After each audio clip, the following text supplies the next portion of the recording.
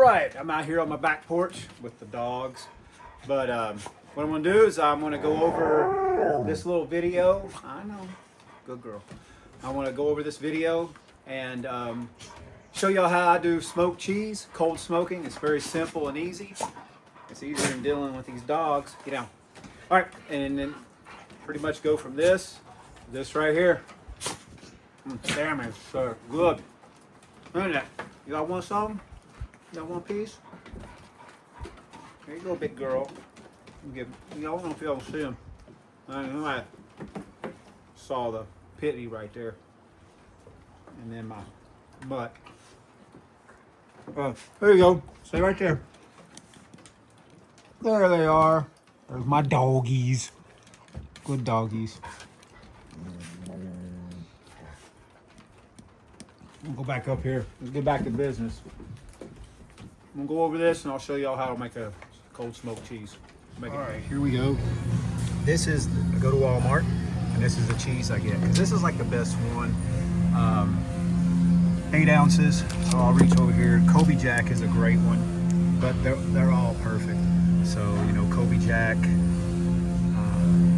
sharp cheddar, even the mozzarella, low moisture, works perfect with this.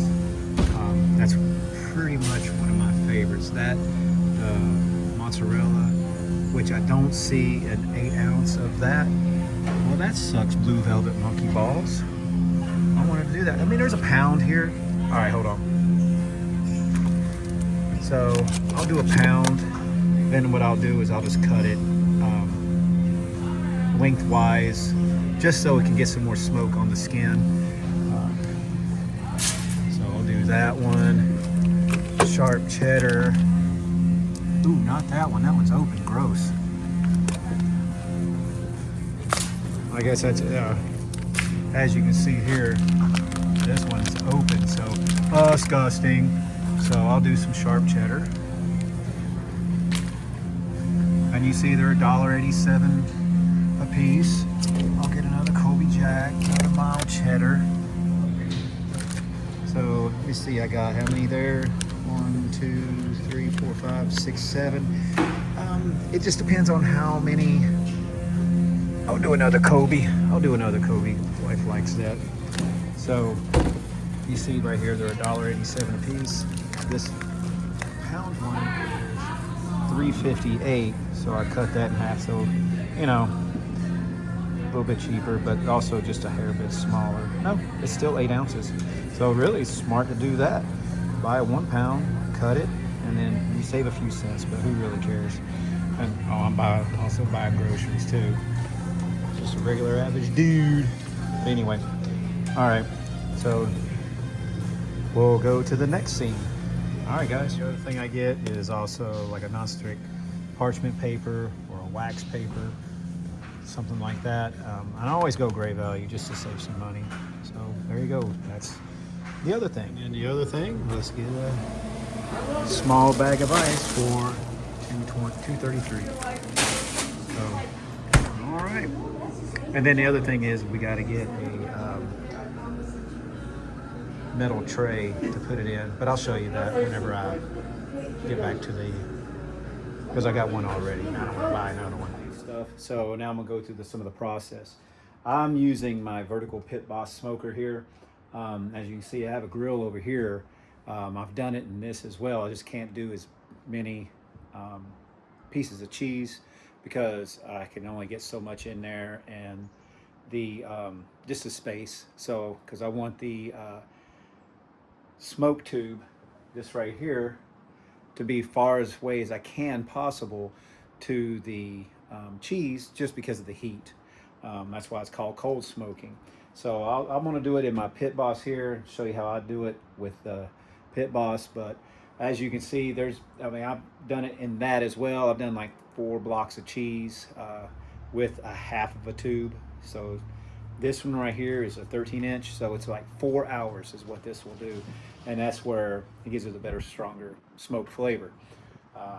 Now with the smaller one, just for size, and you could use this one here and put it in there and just put the cheese on the other side in your pan that we're going to put ice in, or get a smaller pan, put ice in it, and put the cheese on top with a cooling rack, like a cookie rack. I'll show that here in a second. And then also another cool thing you could do is have a divider in between to give it indirect, to take that direct heat away from the smoking tube as it's smoking in your grill. So if you use a smaller grill, you have the smoking tube on one side. So like I would just say over here, I think we can see that in there. Yeah. So I would have the smoking tube here on this far side, and then I'll just have a divider, like a cookie sheet or just a piece of cardboard, because there's no heat, I mean there's no fire or anything. So I can put a piece of cardboard right there, and then put the cheese on the other side with the pan. If you just wanted to try it just a little bit with 1 or 2, 3, 4 slices of cheese. But this one right here, I got this. It's a 4-hour smoking tube. So it's like 13 inches long. Got it off of Amazon. Put the link in below as usual. And then what I do is when I get it, the smoke rolling and get it really rocking and rolling, I put my timer on my phone and I put it for 2 hours. And then so when I put my smoking tube in here and get it for 2 hours, and then my alarm goes off, I come out, I flip the cheese, and then I just go right back to another 2 hours, and it's done.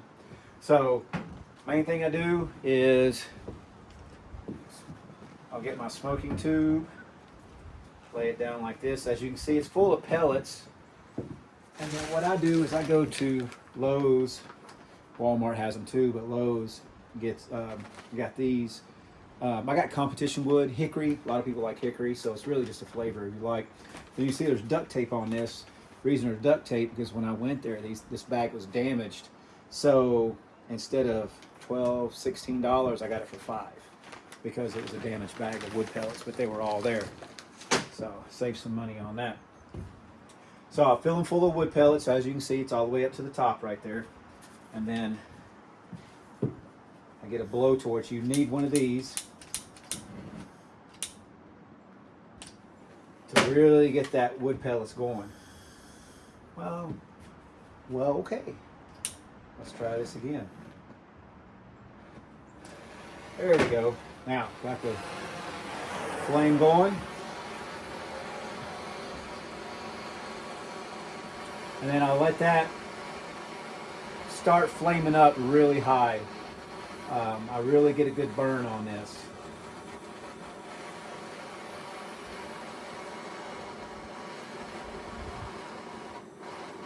So as it's catching, I'll do this for a few minutes until the flame gets up there. Because if you don't, then it won't. It'll just go out. It won't catch. But as you can see here, just get this little flame nice, rocking and rolling. And now that is pretty good, what I do then, I'll just turn this off, and then I will set this up just like that, and I'll just let it sit. And then what I do is I'll go inside and prepare my cheese, get everything ready with the ice, and when I come back out, that flame will be out and it'll be ready to go into the smoker or grill, filing cabinet, make a box. You can do whatever, because it's cold smoking, there's no fire, like I said. All right.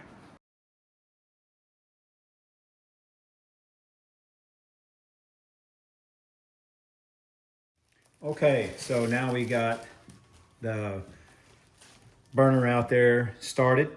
So this is what I'm talking about. You just get one that's going to fit inside your grill, your smoker, whatever you want to use to contain the smoke. Little disposable aluminum. And then what I'll do then is I'll get the ice. Before I get the ice, I kick the tripod to make the camera move.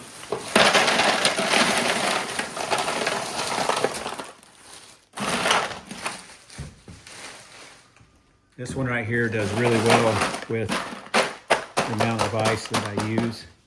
Now, the other thing I use is a cookie cooling rack. You can get those at Walmart or Amazon, whatever. I've even used the grill itself that I would cook meat on. I would set that on top of ice. Because all you're trying to do is just keep the ice separate to the cheese so the cheese doesn't get all wet. And then do is place them, just a little bit of space in between them. And then there's the provolone, the pound one I just cut in a longer piece. So as you can see, they're all got a little space so the smoke will get around it and everything else. So now let's go back outside. All right, let's try this again. Because the last one I'd cut my face off, and you know, I guess people want to see me, I don't know. But anyway, all right, here we go. So now the smoker is, the tube is rocking and rolling, as you can see. Smoke coming out very nice. Oh, started up again. And what I do is I put it in the very bottom, just far away as I can from the cheese. It is what it is, you know, but that's what the ice is for, to keep it cool around the cheese so this cheese doesn't melt. If you put it in your grill, just make sure that you have like a little divider. Hell, a piece of wood. Cut you a piece of wood and then stick it in between them two, and then you're good to go. All right. So here's my cheese. Got the ice all ready to rock and roll. I put my tube in there. I will close that up. And then set my timer for 2 hours. And then once the timer goes off, I'll come out, give me some tongs, then I'll flip them completely over, just so the smoke can get on the other side, and let it sit for 2 hours. You can see the smoke's already coming out of there. And that is it, pretty much. That's the hardest part, is just prepping the cheese, getting the ice put in there. That's it. That's the easiest process I've ever seen to how to smoke cheese. Better than that crap you can buy at Walmart, you know, the smoked cheese, because it's not smoked. So we'll get their $1.87 little blocks, smoke it, and then you're ready to rock and roll. All right, till the next part when we flip the cheese. All right, it's been 2 hours now. My alarm went off, so now I'm gonna come in, just rotate the cheese, flip it over completely, and then close the lid back up, set my timer for another 2 hours, and once that's done, it could be on going to the next step. So let's go ahead, I'll open it up. See all that nice smoke rolling out? And then literally all I'll do is just take each piece and rotate it over just like that. You pull your tray out to really get back there and do that. We don't need to do all that. How hard is that? So yeah, just once you get all of them flipped over, and I'm gonna close this up while I talk, and then I'll flip them over later. Once you get all of them flipped over, just reset your timer for another 2 hours and you're ready to rock and roll. All right, it's been 4 hours now. So took it out of the smoker, brought it in here. As you can see, I can look in see how glistening it is. Well, what that is that's the oils coming out of the cheese. So what we want to do now is wrap it up in this parchment paper that we bought earlier. And so as you can see, the provolone is nice and smoked, it's not melted. So I don't want to hear anybody say that you can't smoke provolone. Yes, you can. So what I'll do then is just wrap it up here. Let's do this a little bit better so I can get all of it.